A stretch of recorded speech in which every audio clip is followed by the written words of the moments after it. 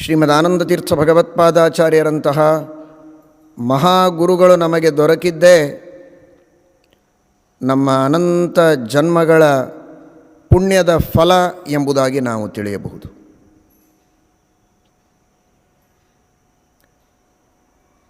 ಅಲ್ಪ ಸ್ವಲ್ಪ ಪುಣ್ಯದ ಫಲವಾಗಿ ಇಂತಹ ದೊಡ್ಡ ಭಾಗ್ಯ ಸಿಗುವುದಕ್ಕೆ ಸಾಧ್ಯ ಇಲ್ಲ. ಅನಂತ ಜನ್ಮಗಳಲ್ಲಿ ಮಾಡಿದ ಪುಣ್ಯದ ಪರಿಪಾಕದ ಫಲವಾಗಿ ಇಂತಹ ಮಹಾಗುರುಗಳ ಉಪದೇಶವನ್ನು ಪಡೆಯುವ ಸೌಭಾಗ್ಯ ನಮ್ಮ ನಿಮ್ಮೆಲ್ಲರಿಗೆ ಸಿಕ್ಕಿದೆ.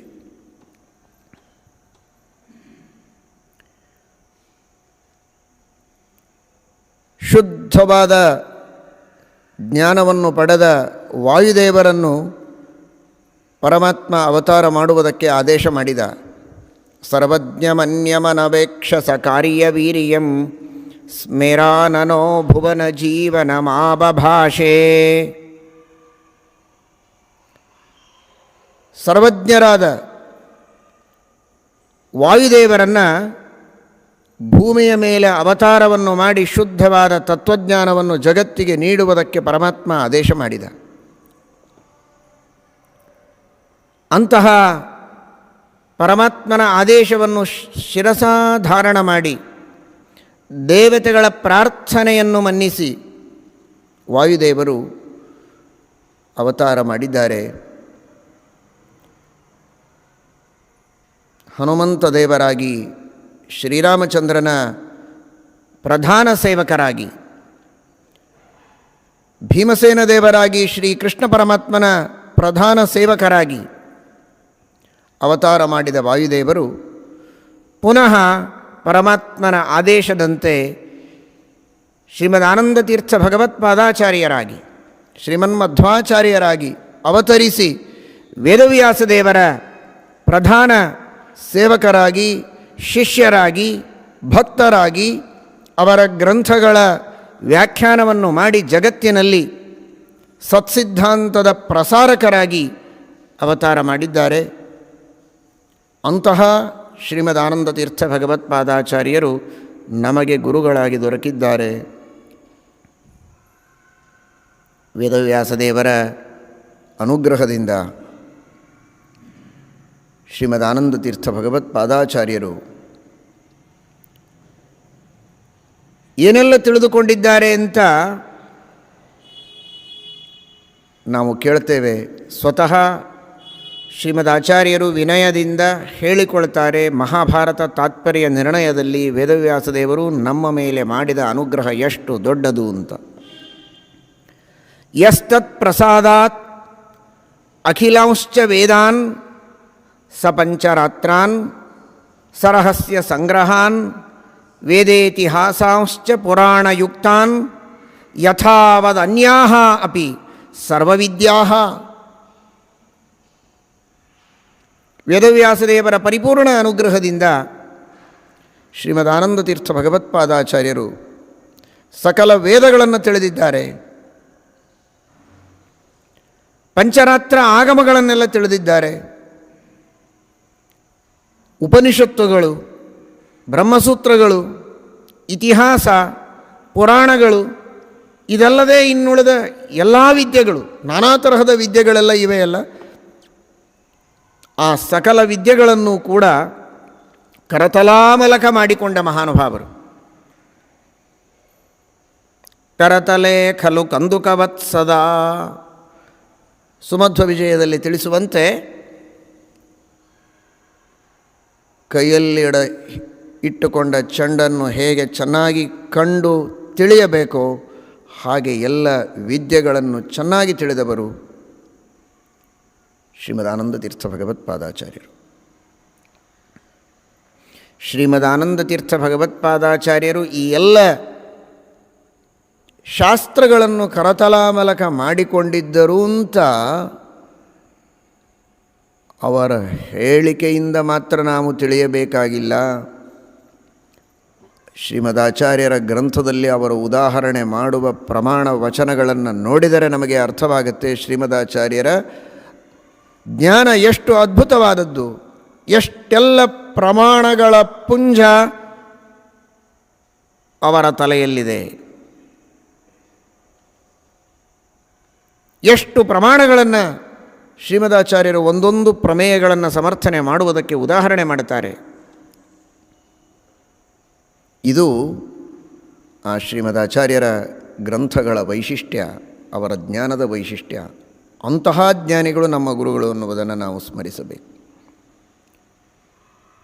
ಉಕ್ತಮುಕ್ತಮಭಿಧೇಯಮುತ್ತಮಂ ವೇದವಾಕ್ಯಮನುವಾದಯನ್ಮುಹು ವ್ಯಂಜಯತ್ ಸ್ಮೃತಿವಚೋಭಿರಂಜಸ ತಸ್ಯ ಚಾರ್ಥಮತಿಯುಕ್ತ ಯುಕ್ತಿಮತ್. ಒಂದು ವಿಷಯವನ್ನು ಶ್ರೀಮದಾಚಾರ್ಯರು ನಿರೂಪಣೆ ಮಾಡಿದರೆ ಅದಕ್ಕೆ ವೇದಗಳನ್ನು, ಉಪನಿಷತ್ತುಗಳನ್ನು ಪ್ರಮಾಣವಾಗಿ ಕೊಡ್ತಾರೆ. ಆ ವೇದೋಪನಿಷತ್ತುಗಳ ಅರ್ಥಗಳನ್ನು ವಿವರಿಸುವ ಸ್ಮೃತಿಗಳನ್ನು, ಪೌರುಷೇಯವಾದ ಗ್ರಂಥಗಳನ್ನು, ಪಂಚರಾತ್ರಾದಿ ಆಗಮಗಳನ್ನು ಪುಂಖಾನುಪುಂಖವಾಗಿ ಪ್ರಮಾಣಗಳ ರೂಪದಲ್ಲಿ ಉದಾಹರಣೆ ಮಾಡುತ್ತಾರೆ. ಆ ಪ್ರಮೇಯಗಳನ್ನು ಸಮರ್ಥನೆ ಮಾಡುವುದಕ್ಕೆ ಯುಕ್ತಿಗಳನ್ನು ಕೊಡ್ತಾರೆ. ವೇದಗಳು, ಸ್ಮೃತಿಗಳು, ಯುಕ್ತಿಗಳು ಪ್ರತ್ಯಕ್ಷ ಯೋಗ್ಯವಾದ ವಿಷಯಗಳಾಗಿದ್ದರೆ ಪ್ರತ್ಯಕ್ಷವನ್ನು ಪ್ರಮಾಣವಾಗಿ ಕೊಟ್ಟು ಆ ಪ್ರಮೇಯವನ್ನು ಅತ್ಯಂತ ಸಮರ್ಥವಾದ ರೀತಿಯಲ್ಲಿ ಪ್ರತಿಪಾದನೆ ಮಾಡುವಂತಹ ಅದ್ಭುತವಾದ ಕೌಶಲ ಶ್ರೀಮದಾನಂದ ತೀರ್ಥ ಭಗವತ್ಪಾದಾಚಾರ್ಯರ ಕೌಶಲ. ಶ್ರೀಮದಾನಂದ ತೀರ್ಥ ಭಗವತ್ಪಾದಾಚಾರ್ಯರ ಆ ಪರಿಪೂರ್ಣವಾದ ಪರಿಜ್ಞಾನದ ವಿರಾಟ್ ರೂಪವನ್ನು ಅವರ ಗ್ರಂಥಗಳಲ್ಲಿ ನಾವು ಕಾಣುತ್ತೇವೆ.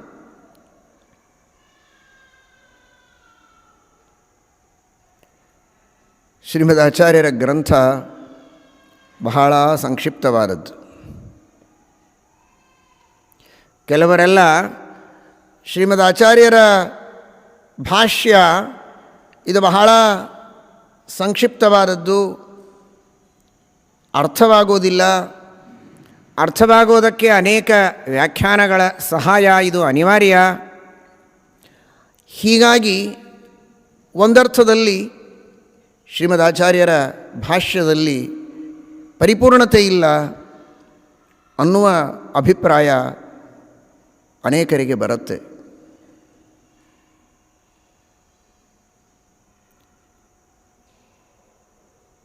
ಎಷ್ಟು ಮಾತನಾಡ್ತಾರೆ ಎನ್ನುವುದು ಮಹತ್ವದ್ದಲ್ಲ, ಏನು ಮಾತನಾಡ್ತಾರೆ, ಹೇಗೆ ಮಾತನಾಡ್ತಾರೆ ಎನ್ನುವುದು ಬಹಳ ಮಹತ್ವದ್ದು. ಎಷ್ಟೋ ಸಂದರ್ಭಗಳಲ್ಲಿ ನಾವು ನ್ಯಾಯಾಲಯಗಳಲ್ಲಿ ನೋಡ್ತೇವೆ, ಕೆಲವರು ಗಂಟೆಗಟ್ಟಲೆ ಮಾತನಾಡ್ತಾರೆ, ಉಚ್ಚ ಸ್ವರದಲ್ಲಿ ಬಹಳ ಅದ್ಭುತವಾದ ಪ್ರತಿಭೆಯನ್ನು, ಕೌಶಲವನ್ನು ಉಪಯೋಗಿಸಿ ನಾನಾ ತರಹದ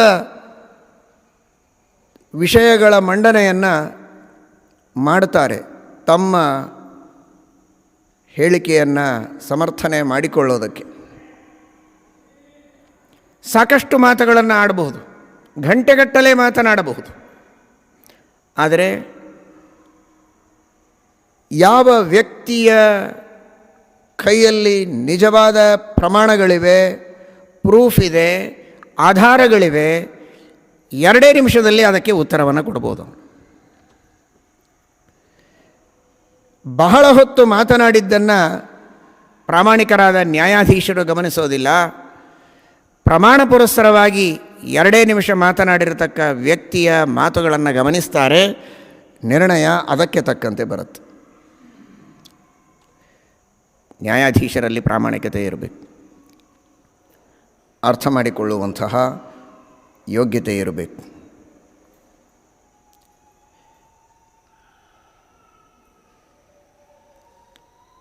ಬಹಳ ಮಾತನಾಡಿದ್ದು ಸತ್ಯ, ಸ್ವಲ್ಪ ಮಾತನಾಡಿದ್ದು ಸರಿಯಲ್ಲ ಅಂತನ್ನುವ ರೀತಿಯ ಚಿಂತನೆಯಲ್ಲಿ ನ್ಯಾಯಾಧೀಶರು ಕುಳಿತಿರಬಾರದು. ಯಾವ ಮಾತಿನ ಹಿನ್ನೆಲೆಯಲ್ಲಿ ಪ್ರಮಾಣಗಳಿವೆ, ಆಧಾರಗಳಿವೆ, ಯಾವ ಮಾತಿನ ಹಿನ್ನೆಲೆಯಲ್ಲಿ ಪ್ರಮಾಣಗಳಿಲ್ಲ, ಆಧಾರಗಳಿಲ್ಲ, ಕೇವಲ ಅಟ್ಟಹಾಸ ಇದೆ, ಇವುಗಳನ್ನು ವಿಮರ್ಶೆ ಮಾಡಿ ನಿರ್ಣಯ ಕೊಡುವ ಪ್ರಾಮಾಣಿಕನಾದ ನ್ಯಾಯಾಧೀಶ ಹೇಗೆ ಪ್ರಮಾಣಗಳಿಗೆ ಬೆಲೆ ಕೊಟ್ಟು ಅದಕ್ಕೆ ತಕ್ಕಂತೆ ನಿರ್ಣಯವನ್ನು ನೀಡುತ್ತಾನೆ, ಆ ದೃಷ್ಟಿಯಲ್ಲಿ ಇವತ್ತು ಎಲ್ಲ ಭಗವದ್ಭಕ್ತರು ಸಜ್ಜನರು ಶ್ರೀಮದಾನಂದ ತೀರ್ಥ ಭಗವತ್ಪಾದಾಚಾರ್ಯರ ಭಾಷ್ಯವನ್ನು ಶ್ರೀಮದಾಚಾರ್ಯರ ಶಿಷ್ಯರಾಗಿ ಭಕ್ತರಾಗಿ ಬಹಳ ಶ್ರದ್ಧೆಯಿಂದ, ಕೇವಲ ಶ್ರದ್ಧೆಯಿಂದ ಅಲ್ಲ, ಚಿಕಿತ್ಸಕ ಬುದ್ಧಿಯಿಂದ ನೀವು ಅಧ್ಯಯನವನ್ನು ಮಾಡಿ ಅನುಭವಕ್ಕೆ ಹತ್ತಿರವಾದ, ಯುಕ್ತಿಗಳಿಂದ ಸಿದ್ಧವಾದ ವೇದಾದಿ ಸಕಲ ಸಚ್ಛಾಸ್ತ್ರಗಳ ಪ್ರಮಾಣದ ತಳಹದೆಯ ಮೇಲೆ ನಿಂತಿರುವಂತಹ ಒಂದೊಂದು ಶ್ರೀಮದಾನಂದ ತೀರ್ಥ ಭಗವತ್ಪಾದಾಚಾರ್ಯರ ಮಾತುಗಳು, ಶ್ರೀಮದಾಚಾರ್ಯರ ನಿರೂಪಣೆ ಮಾಡುವ ಒಂದೊಂದು ಪ್ರಮೇಯಗಳು ಎಷ್ಟು ಪ್ರಾಮಾಣಿಕವಾದದ್ದು, ಎಷ್ಟು ಮನವರಿಕೆಯಾಗುವಂಥದ್ದು, ಇದನ್ನು ನೀವೆಲ್ಲ ಅರ್ಥ ಮಾಡಿಕೊಂಡು ಈಗ ಭಕ್ತಿಯಿಂದ ಶ್ರೀಮದಾಚಾರ್ಯರ ಸೇವೆಯನ್ನು ನೀವು ಮಾಡ್ತಾ ಇದ್ದೀರಿ. ಇಲ್ಲಿ ನೆರೆದಂತಹ ಎಲ್ಲ ಭಗವದ್ಭಕ್ತರು ಅವರ ಸ್ತೋತ್ರವನ್ನು ಪಠನ ಮಾಡ್ತೀರಿ, ಸುಮಧ್ವ ವಿಜಯದ ಪಠನ ಅಧ್ಯಯನಾದಿಗಳನ್ನು ಮಾಡ್ತೀರಿ. ಆದರೆ ಶ್ರೀಮದಾಚಾರ್ಯರ ಜ್ಞಾನ ಎಂಥದ್ದು, ಅವರ ಗ್ರಂಥಗಳು ಎಂಥದ್ದು, ಇದನ್ನು ಅರ್ಥ ಮಾಡಿಕೊಂಡು ಅಧ್ಯಯನ ಮಾಡಿ ಜ್ಞಾನಿಗಳಿಂದ ಗುರುಗಳಿಂದ ಉಪದೇಶ ಪಡೆದುಕೊಂಡು ಅದಕ್ಕಾಗಿ ನಿಮ್ಮ ಜೀವನವನ್ನು ಮೀಸಲಿಟ್ಟು ಅದರ ಮಹತ್ವವನ್ನು ತಿಳಿದುಕೊಂಡು ನೀವು ಭಕ್ತಿಯನ್ನು ಮಾಡಿ. ಈಗ ಒಂದು ಭಕ್ತಿ ಮಾಡ್ತಾ ಇದ್ದರೆ 10, 100, 1000 ಭಕ್ತಿ ಪಟ್ಟು ಹೆಚ್ಚು ಭಕ್ತಿಯನ್ನು ನೀವು ಮಾಡುವುದಕ್ಕೆ ಸಾಧ್ಯ ಇದೆ. ಅರ್ಥ ಮಾಡಿಕೊಂಡು ನೀವು ಭಕ್ತಿಯನ್ನು ಮಾಡಿ.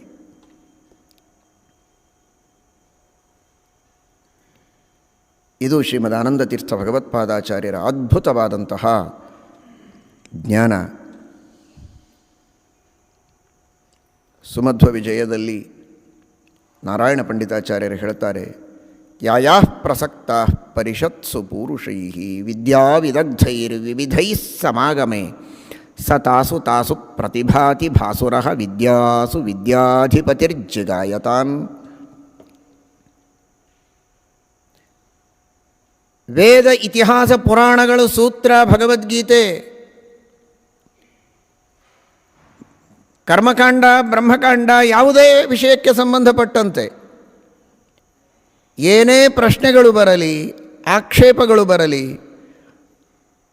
ಎಂತಹ ವಿದ್ವಾಂಸರು ಮಹಾ ಘನ ಪಂಡಿತರ ಸಭೆಯೇ ಇರಲಿ, ಆ ಸಭೆಯಲ್ಲಿ ಬಂದ ಎಲ್ಲ ಪ್ರಶ್ನೆಗಳಿಗೆ ಉತ್ತರಗಳನ್ನು ಹೇಳಿ ಆಕ್ಷೇಪಗಳಿಗೆ ಸಮಾಧಾನವನ್ನು ನೀಡಿ ಅನಾದಿ ಸತ್ಸಂಪ್ರದಾಯ ಪರಂಪರಾ ಪ್ರಾಪ್ತವಾದ ಶ್ರೀಮದ್ ವೈಷ್ಣವ ಸಿದ್ಧಾಂತದ ಪ್ರತಿಷ್ಠಾಪನೆಯನ್ನು ಮಾಡುವುದರಲ್ಲಿ, ವಿಷ್ಣು ಸರ್ವೋತ್ತಮತ್ವದ ಸ್ಥಾಪನೆಯನ್ನು ಮಾಡುವ ವಿಷಯದಲ್ಲಿ, ಜಗತ್ತಿನ ಸತ್ಯತ್ವವನ್ನು ಸ್ಥಾಪನೆ ಮಾಡುವ ವಿಷಯದಲ್ಲಿ ಅತ್ಯದ್ಭುತವಾದ ಪ್ರತಿಭೆಯನ್ನು ಮೆರೆದವರು ಶ್ರೀಮದಾನಂದ ತೀರ್ಥ ಭಗವತ್ಪಾದಾಚಾರ್ಯರು.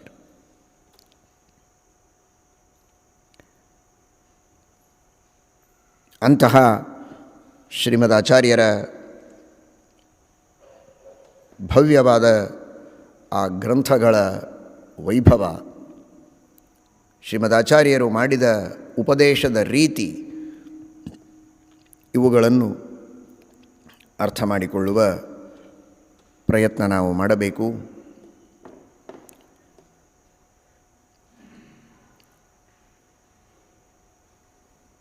ಶ್ರೀಮದಾಚಾರ್ಯರು ಪ್ರತಿಪಾದನೆ ಮಾಡಿದ ಅನೇಕ ವಿಷಯಗಳಲ್ಲಿ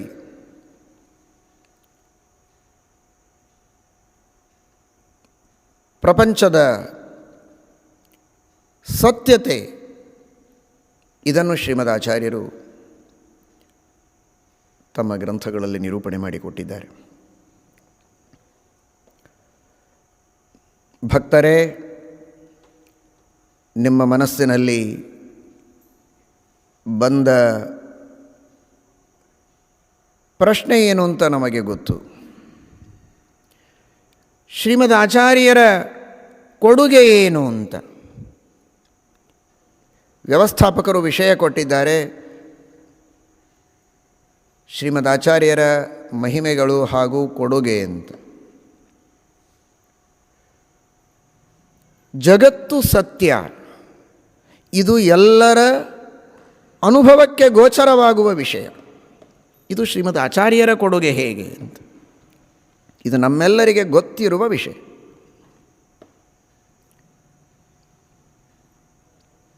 ಸತ್ಯ ನೀವು ಹೇಳ್ತಾ ಇರುವುದನ್ನು ಪರಿಪೂರ್ಣವಾಗಿ ನಾವು ಒಪ್ತೇವೆ.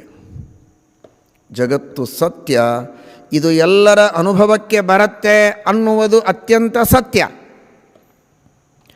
ಹಾಗಾದರೆ ಶ್ರೀಮದಾಚಾರ್ಯರ ಕೊಡುಗೆ ಏನು ಅಂತ ಈ ವಿಷಯದಲ್ಲಿ ಬೇಕಾದಷ್ಟು ಕೊಡುಗೆಗಳಿವೆ. ಈ ವಿಷಯದಲ್ಲಿ ಶ್ರೀಮದಾಚಾರ್ಯರ ಕೊಡುಗೆ ಏನು ಅಂತ.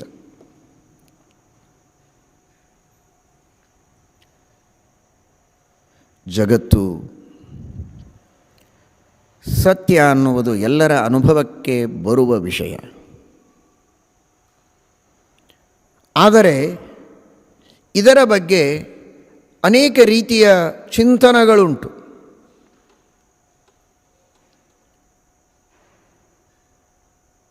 ಅನೇಕ ಚಿಂತಕರ ಅಭಿಪ್ರಾಯಗಳು ಅನೇಕ ರೀತಿಯಲ್ಲಿ ಬರುತ್ತೆ. ಆ ಸಂದರ್ಭಗಳಲ್ಲಿ ಅನುಭವಕ್ಕೆ ಸಿದ್ಧವಾದ ಈ ವಿಷಯಗಳನ್ನು ಕೂಡ ಕೆಲವೊಂದು ಸಂದರ್ಭಗಳಲ್ಲಿ ಜನಗಳು ಸರಿಯಾಗಿ ನಿರ್ಣಯ ಮಾಡುವುದಕ್ಕೆ ಸಮರ್ಥರಾಗದೇ ಹೋಗುವ ಪ್ರಸಂಗಗಳಿವೆ.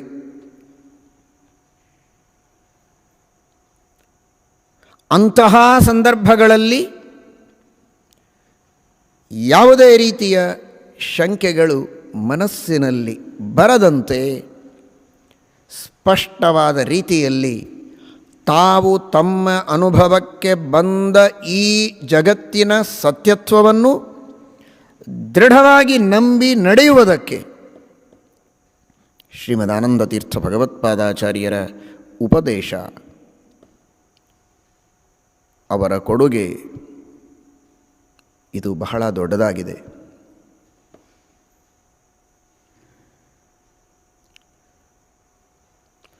ವಿಜ್ಞಾನಿಗಳ ಕೊಡುಗೆ ಇದ್ದದ್ದನ್ನು ತೋರಿಸುವುದು, ಅದರಲ್ಲಿದೆ ಕೊಡುಗೆ.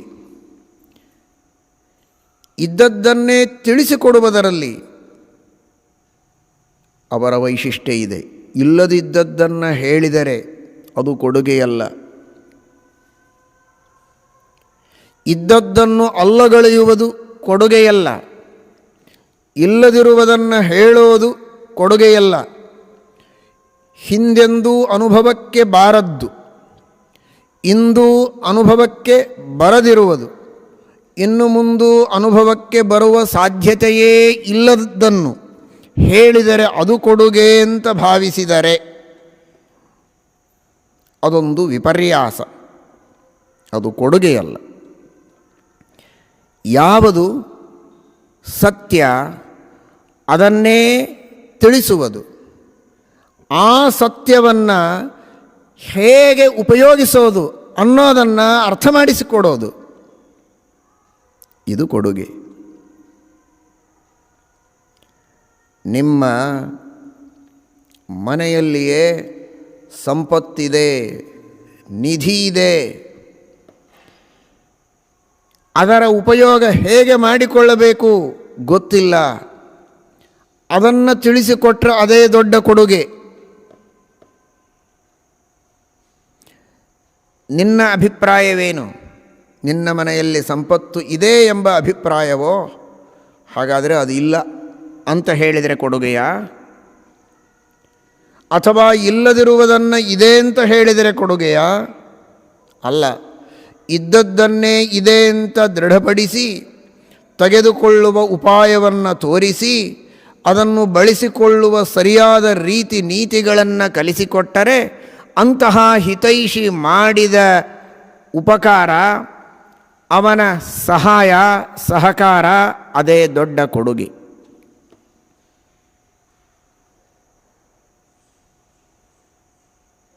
ಶ್ರೀಮದಾನಂದತೀರ್ಥ ಭಗವತ್ಪಾದಾಚಾರ್ಯರು ಜಗತ್ತಿನ ಸತ್ಯತೆಯನ್ನು ಜಗತ್ತಿಗೆ ದೃಢಪಡಿಸಿಕೊಟ್ಟಿದ್ದಾರೆ.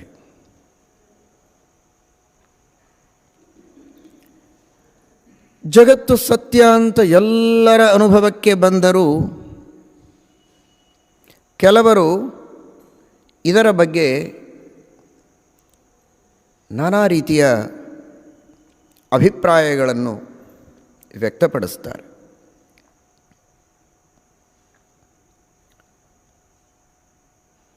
ಜಗತ್ತು ಮಿಥ್ಯಾ, ಬ್ರಹ್ಮ ಮಾತ್ರ ಸತ್ಯನಾಗಿದ್ದಾನೆ, ಜಗತ್ತು ಮಿಥ್ಯಾ. ಜಗತ್ತು ಮಿಥ್ಯಾ ಅಂದ ಮಾತ್ರಕ್ಕೆ ಸುಳ್ಳು ಅಂತ ಅಭಿಪ್ರಾಯವಲ್ಲ, ಜಗತ್ತು ಸತ್ಯವಾಗಿದೆ. ಆದರೆ ಇದು ನಿತ್ಯವಾಗಿ ಇಲ್ಲ. ಒಂದು ಇದಕ್ಕೆ ಅವಧಿ ಇದೆ, ಒಂದು ಅವಧಿಯವರೆಗೆ ಈ ಜಗತ್ತು ಉಂಟು, ನಂತರ ಇಲ್ಲ.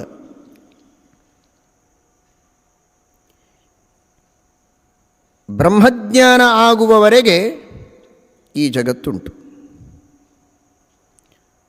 ಪರಬ್ರಹ್ಮನ ಜ್ಞಾನವಾದ ಮೇಲೆ ಈ ಜಗತ್ತಿಲ್ಲ. ಈ ಅರ್ಥದಲ್ಲಿ ಜಗತ್ತು ಮಿಥ್ಯ, ಆದರೆ ಜಗತ್ತು ಸತ್ಯ. ಬ್ರಹ್ಮಜ್ಞಾನ ಆಗುವವರೆಗೆ ಸತ್ಯ, ಆನಂತರ ಇಲ್ಲ ಅನ್ನುವ ಅರ್ಥದಲ್ಲಿ ಮಿಥ್ಯ. ಹೀಗಾಗಿ ದ್ವೈತವಾದದಲ್ಲಿ, ಅದ್ವೈತವಾದದಲ್ಲಿ, ಎಲ್ಲ ವಾದಗಳಲ್ಲಿಯೂ ಜಗತ್ತು ಸತ್ಯ.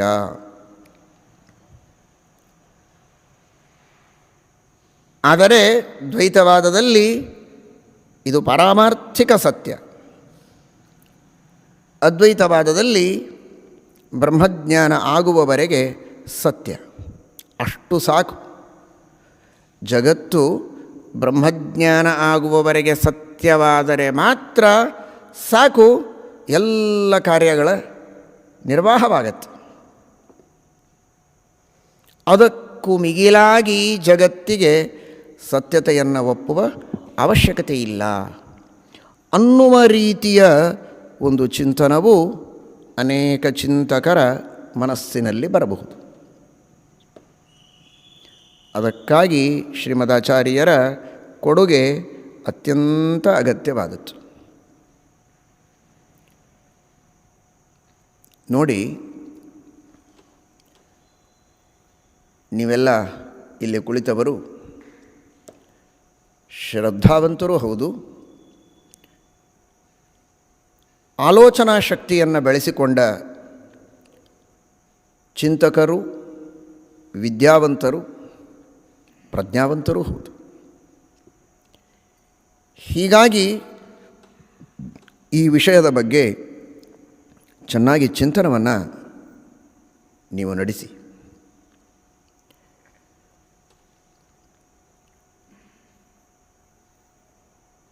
ಈ ರೀತಿ ಚಿಂತನವನ್ನು ಮಾಡ್ತಾರೆ.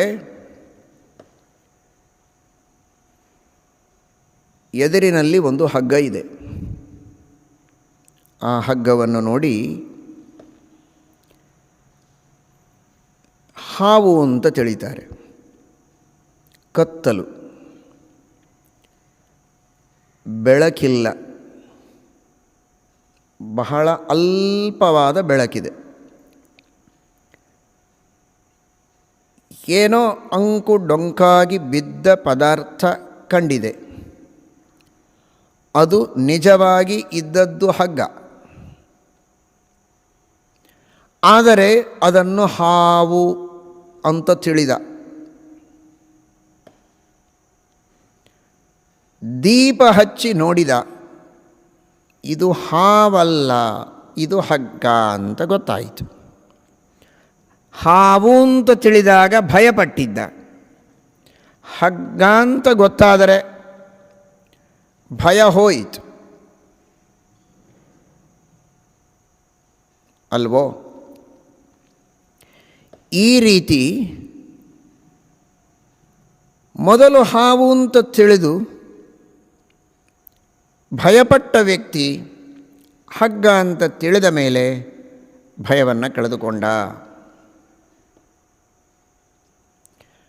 ಆ ಹಾವು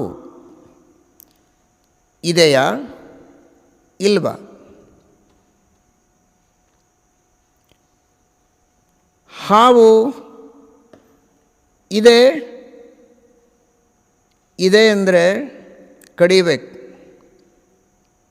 ದೀಪ ಹಚ್ಚಿದ ಮೇಲೂ ಹಾಗೆ ಮುಂದೆ ಸಾಗಬೇಕು.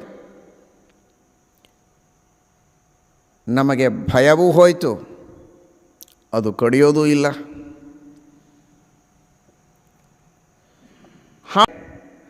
ಹಾವು ಮುಂದೆ ಸತ್ಯ ಅಲ್ಲ, ಸುಳ್ಳ ಅಲ್ಲ, ಸತ್ಯ. ಎಲ್ಲಿಯವರೆಗೆ ಸತ್ಯ? ಹಾವು ಅಂತ ಹಗ್ಗ ಅಂತ ತೋರೋವರೆಗೆ ಹಾವು ಸತ್ಯ. ಇದು ಹಗ್ಗ ಅಂತ ತೋರಿದ ಮೇಲೆ ಆ ಹಾವು ಸತ್ಯ ಅಲ್ಲ. ಹೀಗೆ ಒಂದು ಚಿಂತನೆ. ಇದನ್ನು ಪ್ರಾತಿಭಾಸಿಕ ಸತ್ಯ ಎಂಬುದಾಗಿಯೂ ಕೆಲವರ ಚಿಂತನೆ. ಹಾಗೆ ಜಗತ್ತು ಅಲ್ಲ. ಜಗತ್ತು ಹಾಗಲ್ಲ. ಹಾಗಾದರೆ ಹೇಗೆ? ನೋಡಿ, ಜಗತ್ತಿನಲ್ಲಿ ಇಷ್ಟೆಲ್ಲ ಪದಾರ್ಥಗಳಿವೆ. ಮನೆ ಇದೆ, ಗಿಡಗಳಿವೆ, ಪರ್ವತಗಳಿವೆ, ನದಿಗಳಿವೆ, ಸಮುದ್ರಗಳಿವೆ, ನಕ್ಷತ್ರಗಳಿವೆ, ಸೂರ್ಯಚಂದ್ರರಿದ್ದಾರೆ, ಎಲ್ಲ ಮಾನವರ ಶರೀರಗಳಿವೆ, ಮಾನವರಿದ್ದಾರೆ, ಪಕ್ಷಿಗಳಿವೆ, ಪಶುಗಳಿವೆ. ಗಳಿಗೆ ಗೋಚರವಾಗಿ ವಿವಿಧ ಪ್ರಮಾಣಗಳಿಗೆ ಗೋಚರವಾಗುವ ಈ ವೈವಿಧ್ಯದಿಂದ ಕೂಡಿದ ಏನು ಈ ಪ್ರಪಂಚ ಇದೆ, ಈ ಪ್ರಪಂಚ ಇದು ಸುಳ್ಳಲ್ಲ, ಆದರೆ ಮಿಥ್ಯಾ. ಹೀಗೊಂದು ಚಿಂತನೆ. ಇದು ಸುಳ್ಳಲ್ಲ, ಆದರೆ ಇದು ಮಿಥ್ಯಾ. ಏನದರ ಅರ್ಥ? ಹಾವು ಮಿಥ್ಯಾ, ಈ ಪ್ರಪಂಚವೂ ಮಿಥ್ಯಾ. ವ್ಯತ್ಯಾಸ ಇಷ್ಟೇ, ಹಗ್ಗ ಅಂತ ತೋರೋವರೆಗೆ ಹಾವು ಸತ್ಯ, ಹಗ್ಗ ಅಂತ ತೋರಿದ ಮೇಲೆ ಹಾವು ಸುಳ್ಳಾಯಿತು, ಅದು ಇಲ್ಲ, ಅಲ್ಲಿಯವರೆಗೆ ಸತ್ಯ. ಆನಂತರ ಅದು ಇಲ್ಲ ಅಂದರೆ ಇನ್ನೇನಲ್ಲ, ಅದು ಸುಳ್ಳು ಅಂತೆ ಅರ್ಥ. ಅಲ್ಲಿಯವರೆಗೆ ಸತ್ಯ ಅನ್ನುವ ಶಬ್ದದ ಅರ್ಥವೇ ನಂತರ ಸುಳ್ಳು ಅಂತ.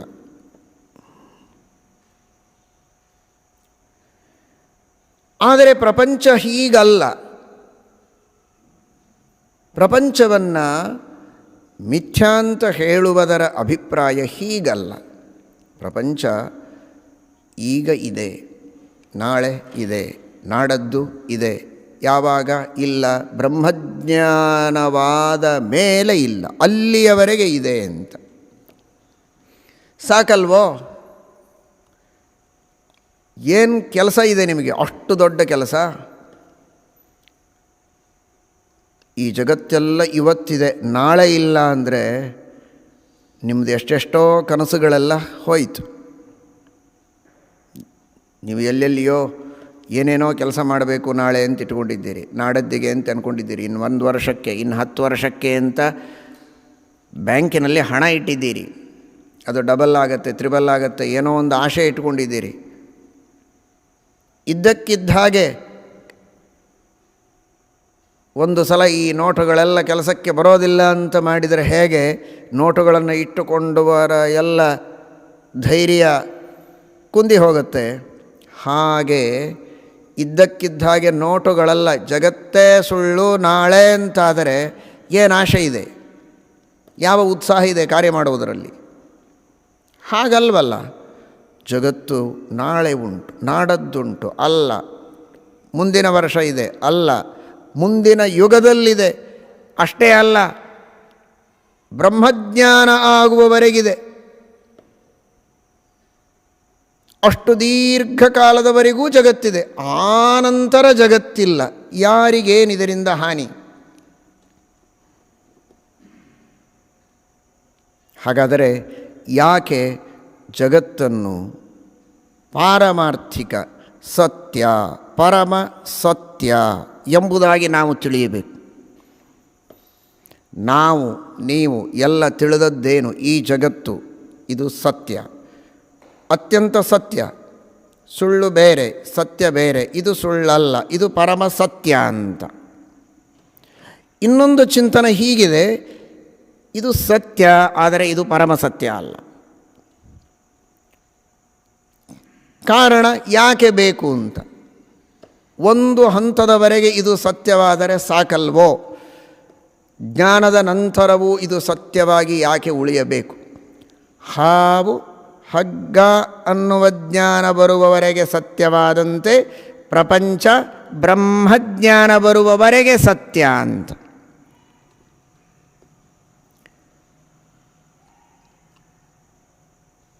ಪ್ರಿಯ ಭಗವದ್ಭಕ್ತರೇ, ವಿದ್ಯಾವಂತ ಚಿಂತಕರೇ, ಚಿಂತನೆ ಮಾಡಿ. ಬಹಳ ಚೆನ್ನಾಗಿ ಈ ವಿಷಯದ ಬಗ್ಗೆ ಆಲೋಚನೆಯನ್ನು ಮಾಡಬೇಕು. ನೋಡಿ, ಒಂದು ವಸ್ತು ಒಂದು ಹಂತದವರೆಗೆ ಇದೆ, ನಂತರ ಇಲ್ಲ ಅಂದರೆ ಅದಕ್ಕೆ ಮಿಥ್ಯಾ ಅನ್ನೋದಿಲ್ಲ, ಅದಕ್ಕೆ ಅನಿತ್ಯ ಅಂತಾರೆ.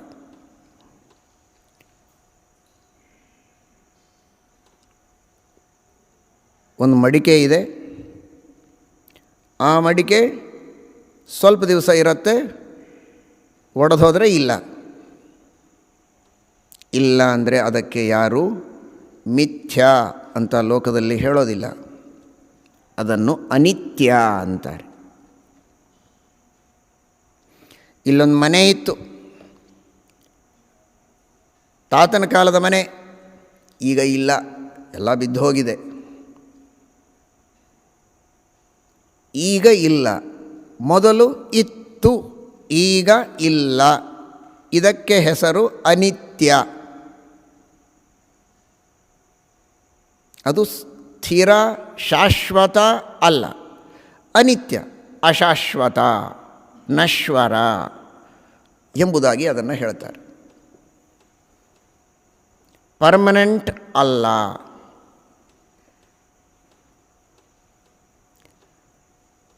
ಅದು ಇತ್ತೋ ಇಲ್ವೋ? ಇತ್ತು.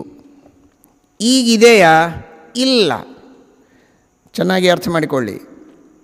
ಹಿಂದೆ ಇತ್ತು, ಈಗ ಇಲ್ಲ. ಅದನ್ನು ಅನಿತ್ಯ ಅಂತಾರೆ. ಮಿಥ್ಯಾ ಅಂತ ಹೇಳುವುದು ಯಾವುದಕ್ಕೆ?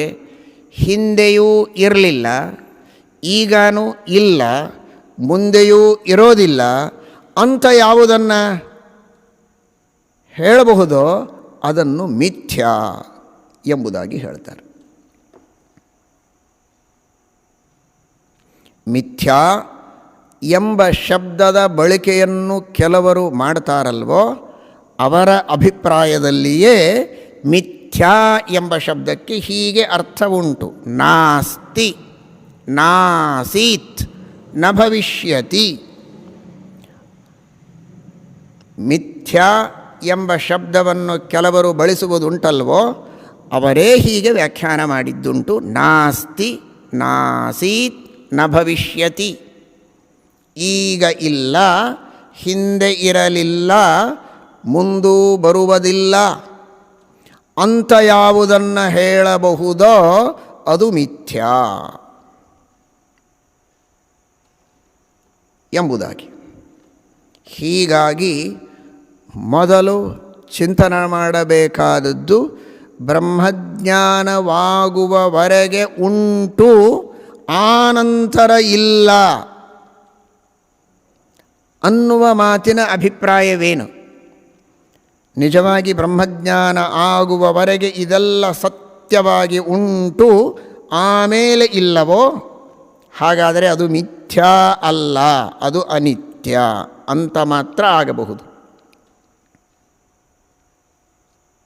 ಅದನ್ನು ಮಿಥ್ಯಾ ಎಂಬುದಾಗಿ ಕರೆಯಬಾರದು. ಇನ್ನೊಂದನ್ನು ಗಮನಿಸಿ, ಅನಿತ್ಯ ದ್ವೈತವಾದದಲ್ಲಿ ಹೇಗೆ ಜಗತ್ತು ಸತ್ಯವೋ ಹಾಗೆ ಅದ್ವೈತವಾದದಲ್ಲೂ ಜಗತ್ತು ಸತ್ಯ. ಒಂದು ಹಂತದವರೆಗೆ ಮಾತ್ರ ಇದೆ ಅಂತ ಅಭಿಪ್ರಾಯವೇ ಇದ್ದಾಗ ಬ್ರಹ್ಮಜ್ಞಾನದವರೆಗೆ ಎಂಬ ಮಾತಿಗೆ ಅರ್ಥವೇನು? ಪ್ರಿಯ ಚಿಂತಕರೇ,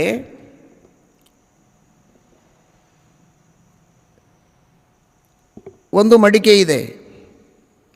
ಆ ಮಡಿಕೆ ನನ್ನ ಕಣ್ಣೆದುರಿನಲ್ಲಿಯೇ ಒಡೆದು ಹೋಗುತ್ತೆ. ಇಷ್ಟು ಹೊತ್ತು ಇತ್ತು, ಈಗ ಒಡೆಯಿತು. ಇಲ್ಲಿ ಜ್ಞಾನದ ಕೆಲಸ ಏನುಂಟು? ಜ್ಞಾನವಾಗುವವರೆಗೆ ಎಂಬ ಮಾತಿನ ಹಿನ್ನೆಲೆ ಏನು? ನನ್ನ ಮಾತಿನ ಅಭಿಪ್ರಾಯ ತಮಗಾಗಿದೆ ಅಂತ ಭಾವಿಸ್ತೇನೆ. ಒಂದು ವಸ್ತು ಇಷ್ಟೊತ್ತಿದೆ, ಇನ್ನು ಮುಂದಿಲ್ಲ. ಯಾವುದಾದರೂ ತೆಗೆದುಕೊಳ್ಳಿ. ಒಂದು ಬಟ್ಟೆ ಇಷ್ಟೊತ್ತಿತ್ತು, ಸುಟ್ಟೋಯ್ತು. ಇಷ್ಟೊತ್ತು ಮಡಿಕೆ ಇತ್ತು, ಒಡೆದು ಹೋಯಿತು. ಒಂದು ಪಂಚೆ ಇತ್ತು, ಹರಿದು ಹೋಯಿತು. ಒಬ್ಬ ಮನುಷ್ಯ ಇದ್ದ, ಸತ್ತೋದ. ಹೀಗೆಲ್ಲ ಹೇಳ್ತೇವಲ್ವೋ? ಈ ರೀತಿ ಹೇಳುವಾಗ ಆ ವಸ್ತುಗಳು ಅನಿತ್ಯ ಅಂತ ಅನಿಸಿಕೊಳ್ಳುತ್ತೆ. ಆ ವಸ್ತುಗಳು ಇಷ್ಟು ಹೊತ್ತು ಇದ್ದು ಈಗ ಹೋಗುವುದಕ್ಕೆ ಒಂದೊಂದು ನಿಮಿತ್ತ ಇರುತ್ತೆ. ಮಡಿಕೆ ಒಡೆಯೋದಕ್ಕೆ ಒಂದು ಕೋಲು ತೊಗೊಂಡು ಒಡೆದರೆ ಅದು ಒಡೆದು ಹೋಗುತ್ತೆ. ಕತ್ರಿ ತೊಗೊಂಡು ಹರಿದ್ರೆ ಪಂಚೆ ಹರಿದು ಹೋಗುತ್ತೆ. ಬೆಂಕಿ ಹಚ್ಚಿದರೆ ಸುಡತ್ತೆ. ಜ್ಞಾನ ಯಾಕೆ ಬೇಕಲ್ಲಿ? ಜ್ಞಾನದ ಪಾತ್ರ ಏನು? ಚಿಂತನೆ ಮಾಡಿ. ಹಗ್ಗ ಇದು ಹಾವು ಅಂತ ಇಷ್ಟು ಹೊತ್ತು ನಾನು ತಿಳಿದಿದ್ದೆ. ಅದು ಹಾವು ಇರಲಿಲ್ಲ. ಹಗ್ಗ ಅದು ಹಾವಾಗಿ ಇರಲಿಲ್ಲ. ನಾನು ಇಲ್ಲದಿರುವ ಹಾವನ್ನು ಹಾವು ಅಂತ ತಿಳಿದೆ, ತಪ್ಪಾಗಿ ತಿಳಿದೆ. ಆ ತಪ್ಪು ತಿಳಿದ ಹಾವು ಹಗ್ಗ ಅಂತ ತಿಳಿದಾಗ ಹೋಯಿತು. ಅಲ್ಲಿ ಹಾವನ್ನು ಹೊಡೆಯಬೇಕಾಗಿಲ್ಲ, ಹಾವನ್ನು ಕಡೆಯಬೇಕಾಗಿಲ್ಲ, ಹಾವನ್ನು ಸುಡಬೇಕಾಗಿಲ್ಲ. ಹಾಗಾದರೆ ಜ್ಞಾನ ಸಾಕಲ್ಲಿ, ತಿಳುವಳಿಕೆ ಸಾಕು. ಹಾವು ಅಂತ ತಿಳಿದಿದ್ದಿ, ಹಗ್ಗ ಅಂತ ತಿಳಿದರೆ ಸಾಕು, ಹಾವು ಹೋಯಿತು. ಅರ್ಥಾತ್ ಹಾವು ಇಲ್ಲ ಅಂತ ಗೊತ್ತಾಯಿತು ಅಷ್ಟೇ. ಹೋಗೋದಕ್ಕೆ ಇಲ್ಲವೇ ಇಲ್ಲ. ಅಲ್ಲಿ ಇದ್ದರೆ ತಾನೇ ಹೋಗೋದು, ಇಲ್ಲವೇ ಇಲ್ಲ. ಹಾಗಾದರೆ ಹೋಗಿಲ್ಲ. ಅದು ಇಲ್ಲದಿದ್ದದ್ದು ಇದೆ ಅಂತ ತೋರಿತ್ತು, ಇಲ್ಲ ಅಂತ ಗೋಚರವಾಯಿತು ಅಷ್ಟೇ ಅಲ್ವೋ? ಅದನ್ನು ತಾನೇ ಉದಾಹರಣೆಯಾಗಿಟ್ಟುಕೊಂಡು ಪ್ರಪಂಚದಲ್ಲಿಯೂ ಕೂಡ ಬ್ರಹ್ಮಜ್ಞಾನ ಆಗುವವರೆಗೆ ಇದು ಇರುತ್ತೆ ಅಂತ ಉದಾಹರಣೆ ಕೊಟ್ಟದ್ದು ಹಾವು, ಹಗ್ಗ. ಅದರಂತೆ ಅಲ್ಲಿ ಹಗ್ಗದ ಜ್ಞಾನ, ಇಲ್ಲಿ ಬ್ರಹ್ಮನ ಜ್ಞಾನ. ಅದು ಹಾವು, ಇದು ಜಗತ್ತು. ಹಾಗಾದರೆ ಹಗ್ಗ ಮೊದಲು ಹಾವು ಅಂತ ತೋರಿ ಹಗ್ಗ ಅಂತ ತೋರುವವರೆಗೆ ಇದ್ದು, ಹಗ್ಗ ಅಂತ ತೋರಿದ ಮೇಲೆ ಅದು ಹೋಯಿತು. ಅರ್ಥಾತ್ ಇಲ್ಲ ಅಂತ ಗೊತ್ತಾಯಿತು. ಹೇಗೋ ಹಾಗೆ ಅಂತ ತಾನೇ ಇಲ್ಲಿಯೂ ಅರ್ಥ. ಬ್ರಹ್ಮಜ್ಞಾನ ಆಗುವವರೆಗೆ ಇದೆ ಅಂತ ತೋರಿ, ಬ್ರಹ್ಮಜ್ಞಾನವಾದ ಮೇಲೆ ಇಲ್ಲ ಅಂತ ತೋರುತ್ತೆ ಅಂತೆ ಅರ್ಥ ತಾನೇ. ಹಾಗೆಯೇ ಅರ್ಥಗಳು ಆ ಚಿಂತಕರ ಮಾತುಗಳಲ್ಲಿ ಉಂಟು. ಹಾಗಾದರೆ ವ್ಯವಹಾರ ನಡೆಯೋದು, ಕೆಲಸ ಆಗೋದಕ್ಕೆ ಸಾಕು. ಯಾಕೆ ಅಷ್ಟು ಸತ್ಯ ಅಂತ ಒಪ್ಪಬೇಕು ಅಂತ? ಅಷ್ಟು ಇಷ್ಟು ಅಲ್ಲ, ಸತ್ಯ ಅಂತ ಒಪ್ಪದೇ ಇದ್ದರೆ ಎಷ್ಟೂ ಕೆಲಸ ಆಗಲ್ಲ. ಅರ್ಥ ಮಾಡಿಕೊಳ್ಳಿ. ಈಗ ನಿಮಗೆ ಯಾರಿಗೂ ಸಮಸ್ಯೆ ಇಲ್ಲ. ಉದಾಹರಣೆಯನ್ನು ಚೆನ್ನಾಗಿ ತಿಳ್ಕೊಳ್ಳಿ. ಮತ್ತೆ ಮತ್ತೆ ಹಾವು ಅಂತಾರೆ ಅಂತ ಚಿಕ್ಕ ಮಕ್ಕಳಿಗೆ ಭಯ ಆಗ್ತಾ ಇದೆಯೋ ಏನೋ. ಹಿರಿಯರು ಮಕ್ಕಳಿಗೆ ಸಮಾಧಾನ ಮಾಡಿ, ಹಾವು ಇಲ್ಲಿ ಬಂದಿಲ್ಲ, ಮಕ್ಕಳೇ ಭಯಪಡಬೇಡಿ.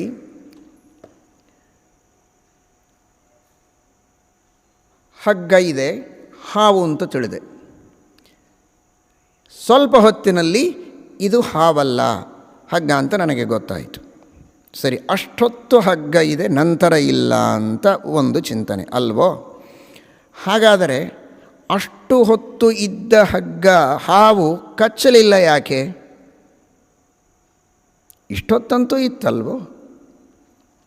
ಅಲ್ಲ, ಜ್ಞಾನ ಆಗುವವರೆಗೆ ಇದೆ, ನಂತರ ಇಲ್ಲ. ನಂತರ ನಮಗೆ ಬೇಡ. ಜ್ಞಾನ ಆಗುವವರೆಗೆ ಇದೆಯಲ್ವೋ? ಜ್ಞಾನ ಆಗುವವರೆಗೆ ಹಾವು ಇದ್ದದ್ದೇ ಆದರೆ ಅದು ಕಚ್ಚಿಲ್ಲ ಯಾಕೆ? ಅದು ಸುಳ್ಳು, ಅದಕ್ಕಾಗಿ ಕಚ್ಚಿಲ್ಲ. ಸುಳ್ಳು ಯಾಕೆ? ಜ್ಞಾನ ಆದಮೇಲೆ ಅದು ಇಲ್ವಲ್ಲ, ಅದಕ್ಕಾಗಿ. ಜ್ಞಾನ ಆಗೋವರೆಗೆ ಇತ್ತಲ್ಲ, ಮತ್ತು ಸತ್ಯ ಅನ್ನಿ. ಅಲ್ಲ, ಜ್ಞಾನ ಆದ ಮೇಲೆ ಇಲ್ಲ, ಅದಕ್ಕೆ ಸುಳ್ಳು ಅಂತೀವಿ. ಹಾಗಾದರೆ ಜ್ಞಾನವಾದ ಮೇಲೆ ಇಲ್ಲ ಅನ್ನೋದಕ್ಕೆ ಅದು ಸುಳ್ಳು. ಅಂತೆಯೇ ಮೊದಲು ಕಚ್ಚಿಲ್ಲ ಅಂತ ತಾನೇ ನೀವು ಹೇಳ್ತಾ ಇರೋದು.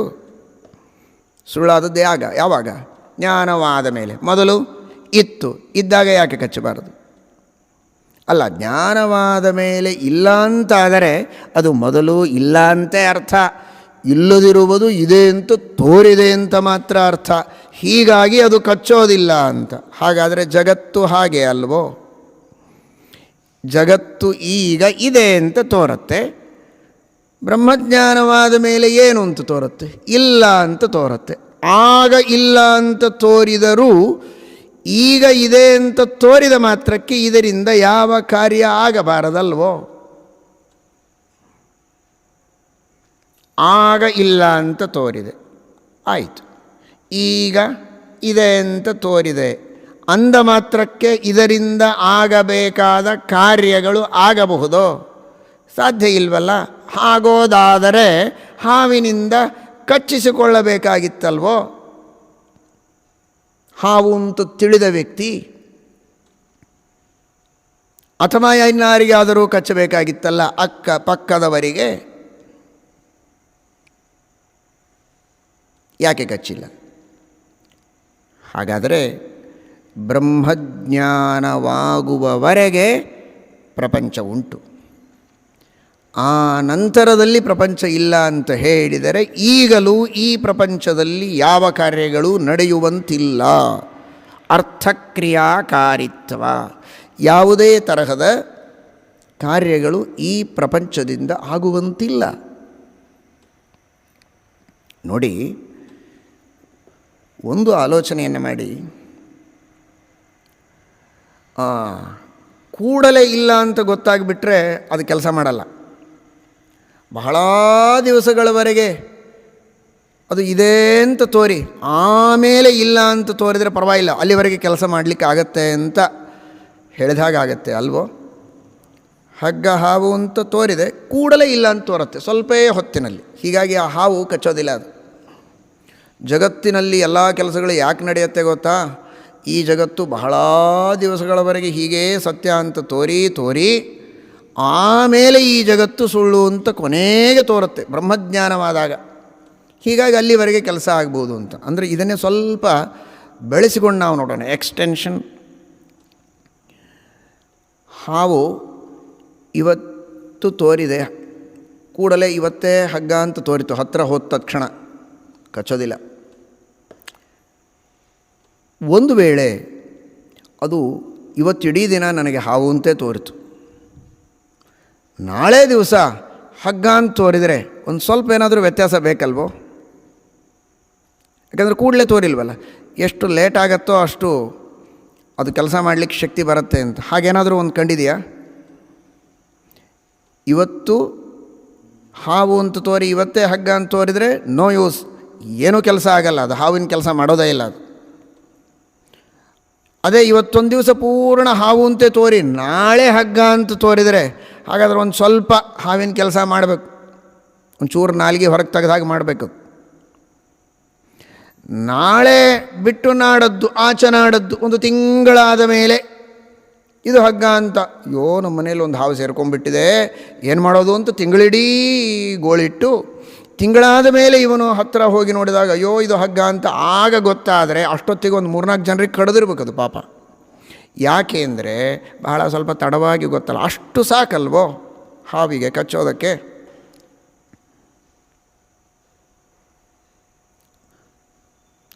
ಈ ಲೌಕಿಕ ದೃಷ್ಟಾಂತ ಎಲ್ಲ ಶಾಸ್ತ್ರಕ್ಕೆ ಕೊಟ್ಟು ಶಾಸ್ತ್ರದ ವಿಮರ್ಶೆಯನ್ನು ಮಾಡಬಾರದು ಅಂತ ಇನ್ನು ಕೆಲವರ ಚಿಂತನೆ. ಆದರೆ ಜಗತ್ತನ್ನು ಮಿಥ್ಯಾ ಅಂತ ಹೇಳುವಾಗ ಇದೇ ಹಗ್ಗ ಹಾವು ದೃಷ್ಟಾಂತ ಕೊಟ್ಟು ತಾನೇ ಮಿಥ್ಯಾ ಅಂತ ಹೇಳುವುದು. ಅದನ್ನೇ ಚಿಂತನೆ ಮಾಡಲು ಹೋದಾಗ ಬೇಡ ಅಂದರೆ ಹೇಗೆ? ಹಗ್ಗ ಅನ್ನುವ ಜ್ಞಾನ ಬ್ರಹ್ಮಜ್ಞಾನ. ಹಾಗಾದರೆ ಎರಡೂ ಒಂದೇ. ಇಲ್ಲಿಯೂ ಜ್ಞಾನದಿಂದ ಇಲ್ಲ ಅಂತ ಗೊತ್ತಾಗೋದು, ಅದು ಜ್ಞಾನದಿಂದ ಇಲ್ಲ ಅಂತ ಗೊತ್ತಾಗೋದು. ಇದು ಕೂಡಲೇ ಗೊತ್ತಾಯಿತು, ಅದು ತಡವಾಗಿ ಗೊತ್ತಾಯಿತು. ಹಾಗಾದರೆ ಬಹಳ ತಡವಾಗಿ ಗೊತ್ತಾದರೆ ಬಹಳ ಕೆಲಸಗಳಾಗಲಿ, ಬೇಡ ಅನ್ನೋದಿಲ್ಲ. ಸ್ವಲ್ಪ ತಡವಾಗಿ ಗೊತ್ತಾದೋದಕ್ಕೆ ಒಂದು ಸ್ವಲ್ಪ ಏನಾದರೂ ಚೇಂಜಸ್ ಇರಬೇಕಲ್ವೋ. ಒಂದು ಸ್ವಲ್ಪ ಕಚ್ಚಿದ ಹಾಗೆ, ಕಚ್ಚಿದ್ರೂ ಭಾಳ ವಿಷಯ ಆಗೋದಿಲ್ಲ. ಒಂದು ತಿಂಗಳಾದಮೇಲೆ, ಒಂದು ವರ್ಷ ಆದಮೇಲೆ ನಿಮಗದು ಹಗ್ಗ ಅಂತ ಗೊತ್ತಾದರೆ ಆಗ ಸ್ವಲ್ಪ ವಿಷಬಾಧೆ ಆಗುತ್ತೆ, ಒಂದು ಸ್ವಲ್ಪ ತೊಂದರೆ ಆಗುತ್ತೆ. ಇನ್ನೊಂದು 2 ವರ್ಷ ಆದಮೇಲೆ ಗೊತ್ತಾದರೆ ಆ ಹಗ್ಗ ಕಚ್ಚಿ ಸತ್ತು ಹೋಗ್ಬೋದು ಕೆಲವರು. ಈ ಥರ ಏನಾದರೂ ಡಿಫ್ರೆನ್ಸಸ್ ಇದೆಯಾ ಅಲ್ಲಿ? There is no any difference. ಇವತ್ತು ಹಾವು ಅಂತ ತೋರಿದ್ದು ಈಗಲೇ ಹಗ್ಗ ಅಂತ ತೋರಿದರೂ ಅದರ ಹಣೆ ಬರಹ ಅಷ್ಟೇ.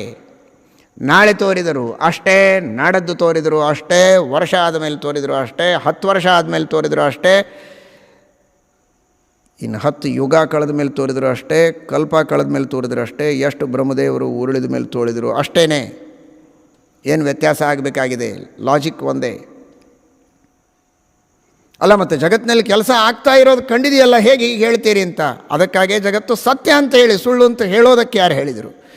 ಇದು ಮಿಥ್ಯಾ ಏಕೆ?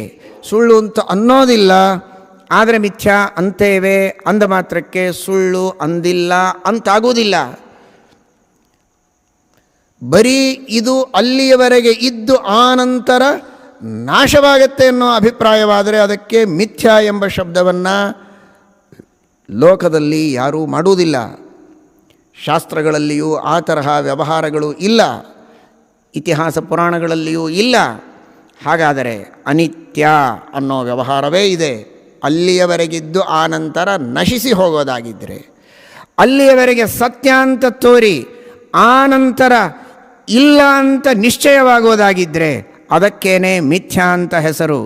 ಜ್ಞಾನದ ಉಪಯೋಗ ಬರೋದು ಅದಕ್ಕೇನೆ, ಇಲ್ಲದೇ ಇದ್ದರೆ ಜ್ಞಾನ ಆಗೋವರೆಗೆ ಅನ್ನೋ ಮಾತಿಗೆ ಅರ್ಥ ಇರೋದಿಲ್ಲ. ಅದರ ನಾಶದ ಕಾರಣ ಬರೋವರೆಗೆ ಅದು ಇರುತ್ತೆ, ನಾಶ ಕಾರಣ ಬಂದಾಗ ಇರೋದಿಲ್ಲ. ಇಷ್ಟೇ ಹೇಳಬೇಕು ಅನಿತ್ಯ ಅಂತ ಹೇಳೋರು. ಸಾಯೋವರೆಗೆ ಮನುಷ್ಯ ಇರ್ತಾನೆ, ಇದು ಎಲ್ರಿಗೂ ಗೊತ್ತು, ಹೇಳೋದೇನು. ಒಬ್ಬ ಮನುಷ್ಯನ ಶರೀರ ಎಲ್ಲಿವರೆಗೆ ಇರುತ್ತೆ? ಸಾಯೋವರೆಗೆ. ಶರೀರ ಸುಡೋವರೆಗೆ ಶರೀರ ಇರುತ್ತೆ, ಒಡೆಯೋವರೆಗೆ ಘಟ ಇರುತ್ತೆ, ಹರಿದು ಹೋಗೋವರೆಗೆ ಬಟ್ಟೆ ಇರುತ್ತೆ, ಸುಟ್ಟು ಹೋಗೋವರೆಗೆ ಬಟ್ಟೆ ಇರುತ್ತೆ, ಕಾಗದ ಇರುತ್ತೆ, ಗೊತ್ತಿದ್ದು. ಜ್ಞಾನ ಆಗೋವರೆಗೆ ಅನ್ನೋ ಮಾತಿಗೆ ಅರ್ಥ ಏನು? ಹಾಗಾದರೆ ಅದೊಂದೇನೋ ಬೇರೆ ಇದೆ. ಏನಿದೆ? ಮೊದಲು ತಪ್ಪಾಗಿ ತಿಳಿದಿದ್ದು ಅದನ್ನು ಸರಿಯಾಗಿ ತಿಳಿಯುವುದರಿಂದ ಇಲ್ಲಿಯವರೆಗೆ ಇದು ಇದೆ ಅಂತ ನಾನು ಭಾವಿಸಿದ್ದೇ, ವಾಸ್ತವದಲ್ಲಿ ಅದು ಇಲ್ಲ ಅಂತಾಗೋದಾದರೇ ಅದಕ್ಕೆ ಜ್ಞಾನದಿಂದ ಹೋಗೋದು ಅಂತ ಕರೆಯೋದು. ಹಾಗೆ ಹೇಳಬೇಕಾದರೆ ಅದು ಸುಳ್ಳು ಅಂತ ಇನ್ನೊಂದು ಭಾಷೆಯಲ್ಲಿ ಹೇಳಿದ ಹಾಗೆ ಆಯಿತು ಅಷ್ಟೆ.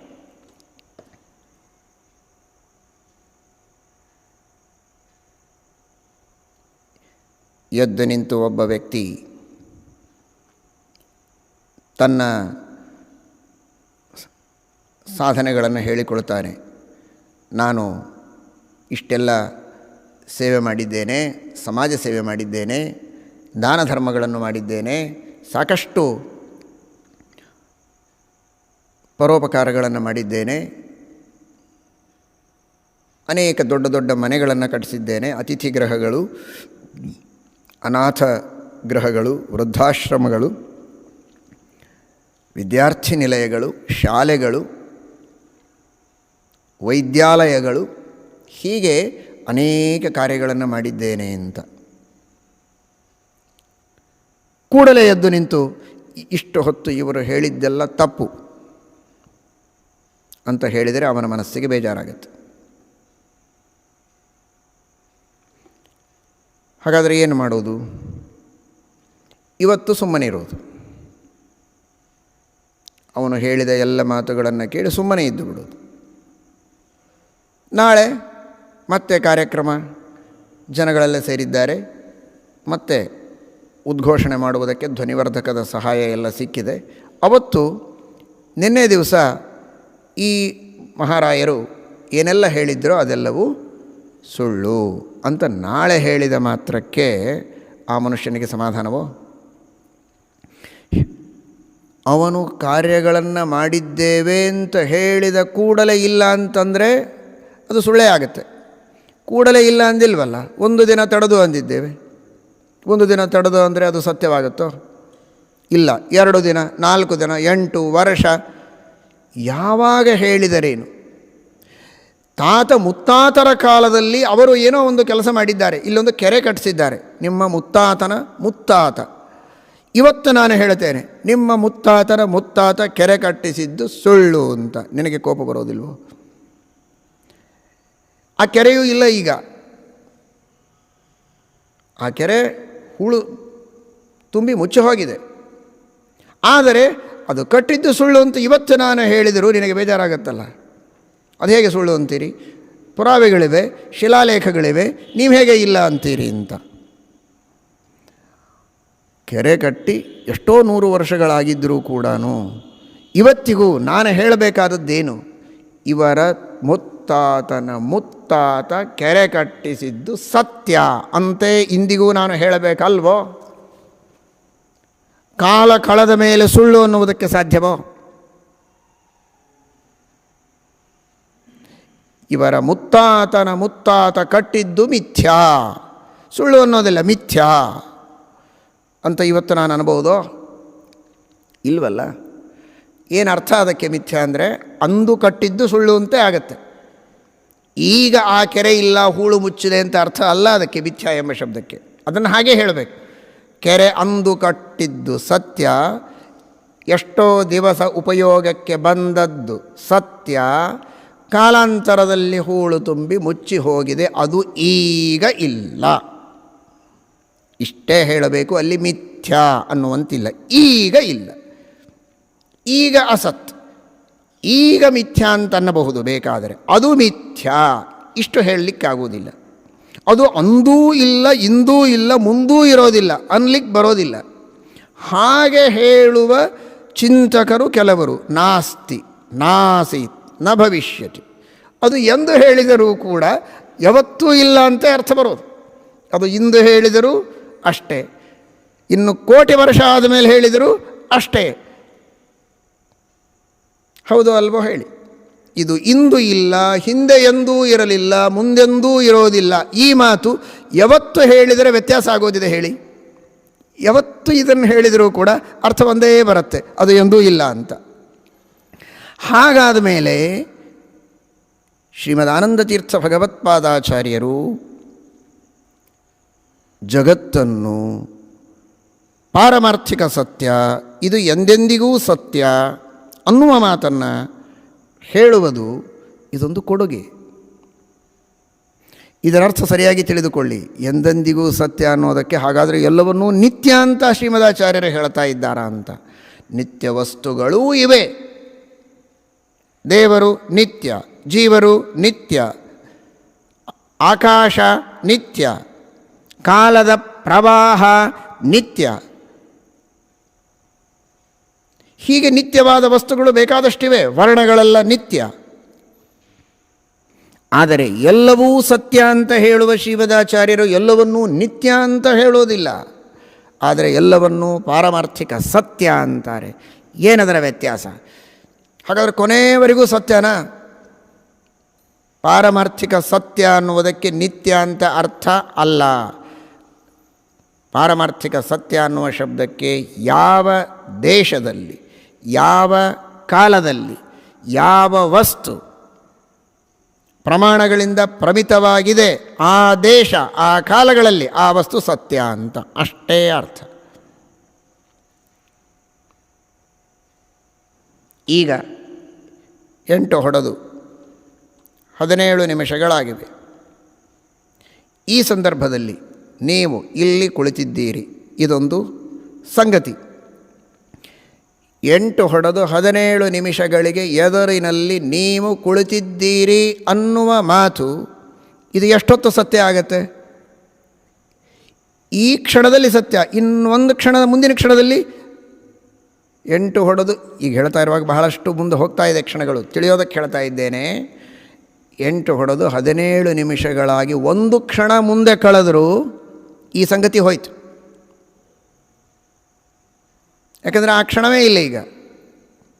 ಆದರೆ 8 ಹೊಡೆದು 17 ನಿಮಿಷಕ್ಕೆ ಸರಿಯಾಗಿ ನೀವು ಇಲ್ಲಿ ಕುಳಿತಿದ್ರಿ ಅನ್ನೋದು ಇದು 2 ದಿವಸ ಕಳೆದರೂ ಕೂಡ ಇದನ್ನು ಅಲ್ಲಗಳೆಯುವಂತಿಲ್ಲ. ಮುಂದಿನ ಕ್ಷಣದೊಳಗೆ ನೀವು ಇಲ್ಲಿ ಹಿಂದೆ ಎದ್ದೋಗಿರ್ಬೋದು.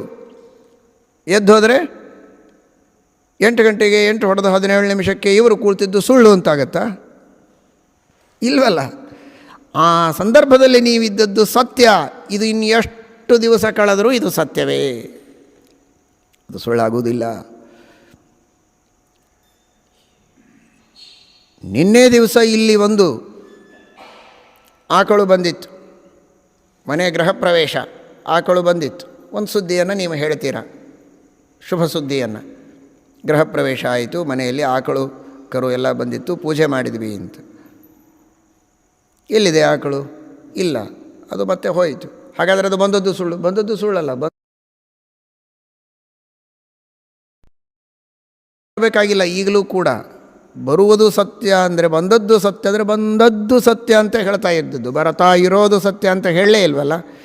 ಬಂದದ್ದು ಸತ್ಯ ಅಂದರೆ ಯಾವ ಕಾಲದಲ್ಲಿ ಯಾವ ದೇಶದಲ್ಲಿ ಗೋ ಮನೆಯಲ್ಲಿ ಪ್ರವೇಶ ಮಾಡಿತು ಅಂತ ಹೇಳ್ತೇವೋ ಆ ದೇಶ ಆ ಕಾಲದಲ್ಲಿ ಗೋ ಪ್ರವೇಶ ಆಗಿದ್ದರೆ ಸಾಕು, ಅದು ಸತ್ಯ.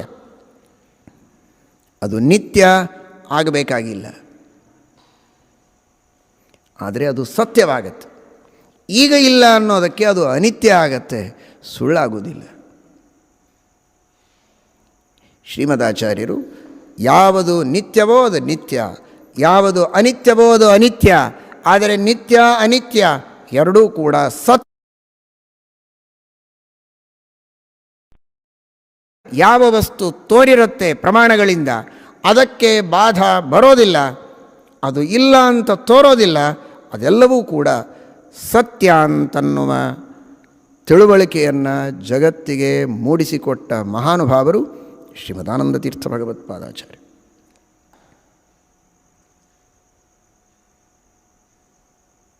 ಎಂತಹ ಅದ್ಭುತವಾದ ತತ್ವ ಇದು. ಇದರ ಬಗ್ಗೆ ಕೆಲವು ಉದಾಹರಣೆಗಳ ಸ್ಪಷ್ಟನೆಯನ್ನು ಮಾತ್ರ ಇಷ್ಟು ಹೊತ್ತು ಮಾಡಿದ್ದು. ಆದರೆ ಇದರಿಂದ ಏನು ದೊಡ್ಡದಾದಂತಹ ಮಹಿಮೆಯನ್ನು ನಾವು ಭಗವಂತನಲ್ಲಿ ಚಿಂತನೆ ಮಾಡಿದ. ಆಚಾರ್ಯರ ಮಹಿಮೆಗಳು ಅಂತ ವ್ಯವಸ್ಥಾಪಕರು ವಿಷಯವನ್ನು ಕೊಟ್ಟಿದ್ದಾರೆ. ಭಗವಂತನ ಮಹಿಮೆ ಏನು ಅದ್ಭುತವಾಗಿದೆ ಅಂತ ತಿಳಿಸಿಕೊಡ್ತಾರೆ ಶ್ರೀಮದಾಚಾರ್ಯರು. ಇದೇ ಆಚಾರ್ಯರ ಮಹಿಮೆ.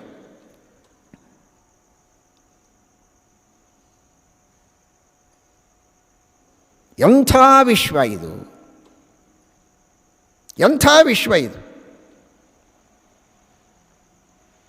ಎಷ್ಟು ಬ್ರಹ್ಮಾಂಡಗಳ ಸೃಷ್ಟಿಯಾಗಿದೆ, ಲೆಕ್ಕ ಇದೆಯಾ ಅದಕ್ಕೆ? ವೇದಗಳು ಹೇಳುತ್ತವೆ, ಇತಿಹಾಸ ಪುರಾಣಗಳು ಹೇಳುತ್ತವೆ, ಅಸಂಖ್ಯವಾದ ಬ್ರಹ್ಮಾಂಡಗಳ ಸೃಷ್ಟಿಯನ್ನು ಭಗವಂತ ಮಾಡಿದ್ದಾನೆ. ಶ್ರೀಮದಾಚಾರ್ಯರು ಮಾತ್ರ ಹೇಳುವ ಮಾತಲ್ಲ ಇದು. ಶ್ರೀಮದಾಚಾರ್ಯರು ಯಾವುದನ್ನೂ ತಾವು ಸ್ವಂತ ಹೇಳುವುದಿಲ್ಲ, ಎಲ್ಲದಕ್ಕೂ ಪ್ರಮಾಣವನ್ನು ಕೊಡ್ತಾರೆ.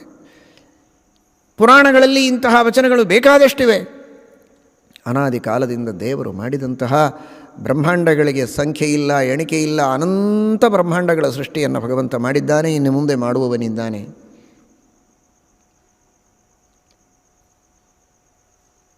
ಇಷ್ಟು ದಿನಗಳವರೆಗೆ ದೇವರೇನೆಲ್ಲ ಬ್ರಹ್ಮಾಂಡದ ಸೃಷ್ಟಿಯನ್ನು ಮಾಡಿದ, ಅನಂತ ಅನಂತ ಜೀವರಾಶಿಗಳಿಗೆ ದೇಹಗಳನ್ನು ಕೊಟ್ಟ, ನಾನಾ ವಿಧವಾದ ಕಾರ್ಯಗಳನ್ನು ಮಾಡಿಸಿದ.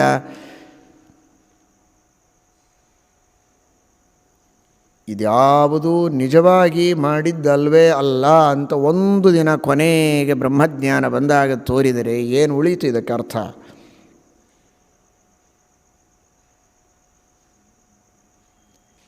ಏನಿದೆ ದೇವರ ಮಹಿಮೆ? ಬ್ರಹ್ಮಜ್ಞಾನ ಆಗುವವರೆಗೆ ದೇವರಿಗೆ ಮಹಿಮೆ ಇದೆ, ಆ ನಂತರ ಮಹಿಮೆ ಇಲ್ಲ ಅಂತ ಹೇಳಲಿಕ್ಕೆ ಸಾಧ್ಯವಾ? ಅದರ ವ್ಯಾಖ್ಯಾನ ಮಾಡಿದ್ದೇವೆ. ಹಿಂದೂ ಇರಲಿಲ್ಲ, ಈಗೂ ಇಲ್ಲ, ಮುಂದೂ ಇಲ್ಲ ಅಂತ ತಾನೇ ಬ್ರಹ್ಮಜ್ಞಾನದಲ್ಲಿ ತೋರೋದು. ಆ ರೀತಿ ತೋರಿದರೆ ಏನು ದೇವರ ಮಹಿಮೆ ಇದೆ? ಇತಿಹಾಸ ಪುರಾಣಗಳಿಗೆ ಏನು ಅರ್ಥ ಇದೆ? ವೇದಗಳಿಗೆ ಏನು ಅರ್ಥ ಉಳಿಯಿತು? ಏನು ನಮ್ಮ ಭಾರತೀಯ ಪರಂಪರೆ? ಏನು ಆ ಪ್ರಮಾಣಗಳ ರಾಶಿ ರಾಶಿ ರಾಶಿ! ನಮ್ಮ ಸನಾತನ ವೈದಿಕ ಧರ್ಮದ ಅಹೋಭಾಗ್ಯ ಅಹೋಭಾಗ್ಯ ಅಹೋಭಾಗ್ಯ! ವೇದಗಳು, ಇತಿಹಾಸಗಳು, ಪುರಾಣಗಳು, ಬ್ರಹ್ಮಸೂತ್ರಗಳು, ಭಗವದ್ಗೀತೆ, ಅದರಲ್ಲಿಯೂ ವಿಶೇಷವಾಗಿ ಒಂದೊಂದು ಗ್ರಂಥಗಳು ಎಂತಹ ಉತ್ತಮವಾದ ಗ್ರಂಥಗಳು, ಎಷ್ಟು ವ್ಯಾಪಕವಾದ ಧರ್ಮಗ್ರಂಥಗಳು. ಅತ್ಯಂತ ಅಭಿಮಾನದಿಂದ ನಾವೆಲ್ಲ ಭಾರತೀಯರು ಸನಾತನ ಧರ್ಮವನ್ನು ನಂಬುವವರು ಮಹಾಭಾರತಾದಿಗಳನ್ನು ನಾವು ಕಾಣಬಹುದು. ಇದಕ್ಕೆ ಸಮಾನವಾದ ಗ್ರಂಥಗಳಿಲ್ಲ. ಅಂತಹ ಇತಿಹಾಸಗಳು, ಪುರಾಣಗಳು, ವೇದಗಳು, ಉಪದೇಶ ಮಾಡಿದ ಧರ್ಮಗಳು, ಕರ್ತವ್ಯ ಕರ್ಮಗಳು, ನಿಷೇಧಗಳು, ಪುಣ್ಯ ಪಾಪಗಳು, ಸ್ವರ್ಗ ನರಕಗಳು, ಕರ್ಮಗಳು, ದೇವತೆಗಳು, ತಾರತಮ್ಯ, ಕರ್ಮಗಳ ಫಲ, ಪ್ರತ್ಯಕ್ಷದಿಂದ ಕಾಣುವಂತಹ ಈ ಸಮಗ್ರವಾದ ವಿಶ್ವ, ಇವುಗಳೆಲ್ಲವುಗಳಿಗೆ ಏನು ಬೆಲೆ ಇದ್ದಾಗಾಯಿತು?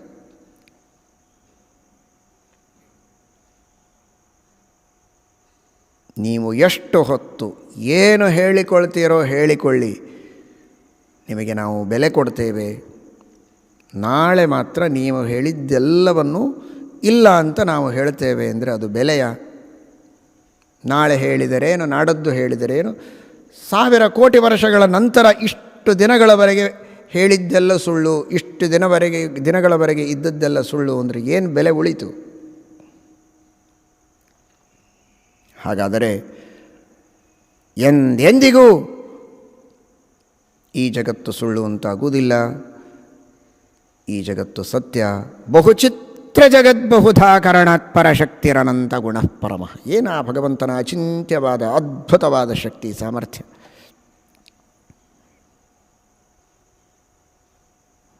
ಇನ್ನೊಂದು 10 ನಿಮಿಷ ಉಪನ್ಯಾಸ ಕೇಳಿದರೆ ಆಗುವುದಿಲ್ಲ. ಭಗವದ್ಭಕ್ತರಾದ ಶ್ರೋತೃಗಳೇ, ನೀವೇ ಇನ್ನೊಂದು 5 ನಿಮಿಷ ಹೆಚ್ಚು ಹೊತ್ತು ಕೂಡೋದಿಲ್ಲ, ಎದ್ದು ಹೋಗ್ತೀರ. ಹೇಳ್ತಾ ಇರೋದು ಮತ್ತೊಬ್ಬರು, ಕೇಳ್ತಾ ಇರೋದು ನೀವು.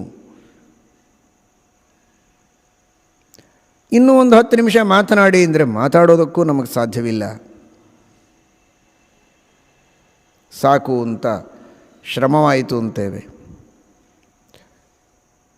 ಮಾತೂ ಬೇಡ, ಕೆಲಸನೂ ಬೇಡ, ಊಟ ಮಾಡೋದಕ್ಕೂ ಆಗೋದಿಲ್ಲ. ಬಹಳ ಎಲ್ಲರಿಗೂ ಬಹಳ ಬೇಕು ನಿಜ, ಎಷ್ಟೋ ಅಷ್ಟು, ಅದಕ್ಕೂ ಜಾಸ್ತಿ ಆದರೆ ಬೇಡ ಅಂತಾನೆ, ಊಟ ಮಾಡಲಿಕ್ಕಾಗೋದಿಲ್ಲ.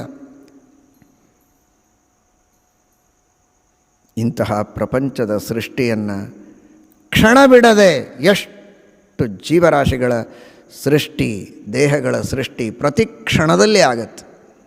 ಆಲೋಚನೆ ಮಾಡಿ ಆ ಭಗವಂತನ ಜ್ಞಾನ ಹೇಗಿರಬಹುದು. ಶ್ರೀಮದ್ ಆಚಾರ್ಯರಂತಾರೆ, ಸ್ವಮತಿ ಪ್ರಭವಂ ಜಗದಸ್ಯ ಯತಃ ಪರಬೋಧತನುಂಚ ತತಃ ಖಪತಿಂ. ತನ್ನ ಮತಿಯಿಂದ ಇಂತಹ ಜಗತ್ತಿನ ನಿರ್ಮಾಣವನ್ನು ಮಾಡ್ತಾನಲ್ಲ ದೇವರು. ಏಕಕಾಲಕ್ಕೆ ಕೋಟಿ ಕೋಟಿ ಕೋಟಿ ಪದಾರ್ಥಗಳ ಸೃಷ್ಟಿಯಾಗತ್ತೆ, ಅದೊಂದು ಅದ್ಭುತ. ಈ ತರಹದ ಪದಾರ್ಥಗಳ ಸೃಷ್ಟಿ ಆಗ್ತಾ ನಡೀತಾ ಬಂದದ್ದು ಅನಾದಿ ಕಾಲದಿಂದ. ಇದು ನಿಲ್ಲೋದಿಲ್ಲ. ಮಧ್ಯದಲ್ಲಿ ಪ್ರಳಯ, ಮತ್ತೆ ಇಂತಹ ಸೃಷ್ಟಿ. ನಿರಂತರ ಈ ಸೃಷ್ಟಿ ಪ್ರಳಯಗಳ ಚಕ್ರ ನಡೀತಾನೇ ಇರ್ತದೆ. ಅನಾದ್ಯನಂತ ಕಾಲದಲ್ಲಿ ನಡೀತದೆ. ಮಾಡೋ ವ್ಯಕ್ತಿಗಳೆಷ್ಟು? ಒಬ್ಬ ದೇವರು ಒಬ್ಬನೇ. ಏಕೋ ದೇವ ಸರ್ವಭೂತೇಶು ಗೂಢ. ಒಬ್ಬನೇ ಪರಮಾತ್ಮ ಈ ಎಲ್ಲ ಜಗತ್ತಿನ ಸೃಷ್ಟಿಯನ್ನು ಮಾಡೋದು. ಅಂದರೆ ಅವನ ಬುದ್ಧಿ ಇರಲಿಕ್ಕಿಲ್ಲ, ಅವನ ಶಕ್ತಿ ಎಷ್ಟು, ಅವನ ಉತ್ಸಾಹ ಎಷ್ಟು. ಏನಾದರೂ ಲಾಭ ಇದೆಯಾ? ಒಂದು ಕಾಸು ಕಿಂಚಿತ್ತೂ ಲಾಭ ಇಲ್ಲ. ಕೇವಲ ಜೀವರ ಉದ್ಧಾರಕ್ಕಾಗಿ ದೇವರು ಇಂತಹ ಜಗತ್ತಿನ ಸೃಷ್ಟಿಯನ್ನು ಮಾಡ್ತಾನೆ. ಅದು ಕಾರುಣ್ಯ ಎಷ್ಟು, ಆ ಉತ್ಸಾಹ ಎಷ್ಟು, ಆ ಶಕ್ತಿ ಎಷ್ಟು.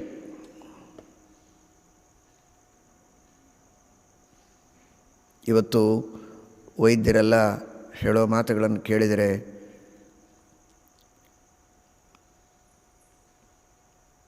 ದೇಹದ ನಿರ್ಮಾಣವಾಗಬೇಕಾದರೆ ಒಂದು ಚೂರು ವ್ಯತ್ಯಾಸ ಆದರೆ ಎಷ್ಟು ಕಷ್ಟ ಆಗುತ್ತೆ.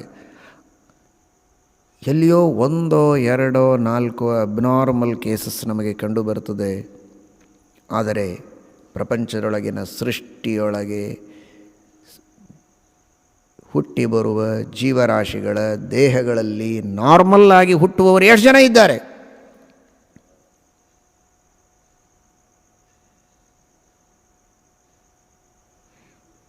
I wonder that there are so many normal arts.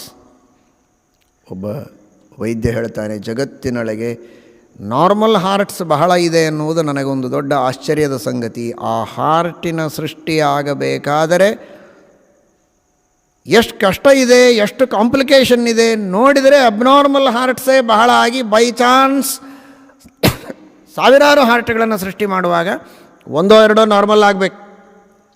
ಆದರೆ ವಿಪರೀತ ಇದೆ, ನಾರ್ಮಲ್ ಹಾರ್ಟ್ಸೇ ಬಹಳ ಇದೆ. ಇದು ಒಂದು ಹಾರ್ಟ್ ಅಲ್ಲ, ಹಾರ್ಟ್ ಇರ್ಬೋದು, ಕಿಡ್ನಿ ಇರ್ಬೋದು, ಲಿವರ್ ಇರ್ಬೋದು, ಲಂಗ್ಸ್ ಇರ್ಬೋದು, ಬೇಕಾದಷ್ಟು ಇರ್ಬೋದು. ಹಾಗಾದರೆ 1, 2 ಅಬ್ನಾರ್ಮಲ್ ಆದದ್ದು ಅದು ದೇವರ ಅಶಕ್ತಿಯ, ಅನವಧಾನದ, ಪ್ರಮಾದದ ಗುರುತಲ್ಲ, ಬಹಳ ಅವಧಾನದಿಂದ ಮಾಡಿದ್ದದು. ಆ ಅನಂತಾವಧಾನಿಯಾದ ಭಗವಂತ ಅತ್ಯಂತ ಅವಧಾನದಿಂದ ಮಾಡಿದ್ದು. ಆ ಜೀವರ ಕರ್ಮಗಳನ್ನು ತಿಳಿದು ಅವನವನ ಕರ್ಮಗಳಿಗೆ ತಕ್ಕಂತೆ ಫಲವನ್ನು ಕೊಡ್ತಾನೆ. ಜನ್ಮಾಂತರದಲ್ಲಿ ಮಾಡಿದ ಪಾಪಗಳಿಗೆ ತಕ್ಕಂತೆ ಎಬ್ನಾರ್ಮಲ್ ಆದಂತಹ ಅಂಗಗಳನ್ನು ಕೊಟ್ಟರೂ ಕೂಡ ಅವರವರ ಕರ್ಮಗಳಿಗೆ ತಕ್ಕಂತೆ ನಾರ್ಮಲ್ ಆದಂತಹ ಆರ್ಗನ್ಸನ್ನು ಸೃಷ್ಟಿ ಮಾಡೋದಕ್ಕೆ ಭಗವಂತ ಸಮರ್ಥ. ಏಕಕಾಲದಲ್ಲಿ ಇಷ್ಟೆಲ್ಲ ಸೃಷ್ಟಿಯನ್ನು ಮಾಡ್ತಾನೆ. ಅಂತಹ ಭಗವಂತನ ಜ್ಞಾನ ಎಷ್ಟು ಅದ್ಭುತ, ಅವನ ಕಾರುಣ್ಯ ಎಷ್ಟು.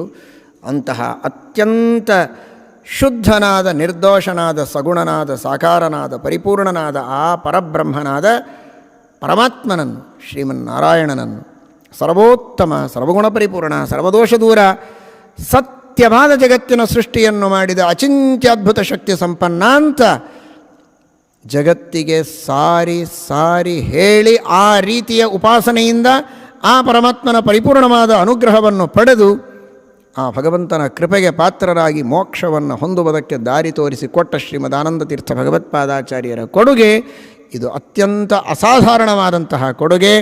ಇಂತಹ ಸೃಷ್ಟಿ ಮಾಡಿ ಮೋಕ್ಷವನ್ನು ಕೊಡ್ತೇನೆ ಅಂತ ಪ್ರೀತಿಯಿಂದ ಕೈಚಾಚಿ ಬನ್ನಿ ಅಂತ ಕರೆದ ಭಗವಂತನಿಗೆ ನೀನು ಮಾಡಿದ ಸೃಷ್ಟಿ, ನೀನು ಮಾಡಿದ ಜಗತ್ತು ಸುಳ್ಳು ಅಂತ ಹೇಳಿ ಅವನ ಅವಕೃಪೆಗೆ ಪಾತ್ರರಾಗಿ ನಾವು ಪಡೆಯಬೇಕಾದ ಮೋಕ್ಷವನ್ನು ಪಡೆಯದಂತೆ ವಂಚಿತರಾಗದೇ ಇರೋ ಹಾಗೆ ನಮ್ಮನ್ನು ಕಾಪಾಡಿದ ಶ್ರೀಮದಾಚಾರ್ಯರ ಕೊಡುಗೆ ಇದು ಅಪಾರವಾದಂತಹ ಕೊಡುಗೆ, ಅದ್ಭುತವಾದ ಮಹಿಮೆ ಎಂಬುದಾಗಿ ನಾವು ಅರ್ಥ ಮಾಡಿಕೊಳ್ಳಬಹುದು. ಹರಯೇ ನಮಃ. ಶ್ರೀಕೃಷ್ಣಾರ್ಪಣಮಸ್ತು.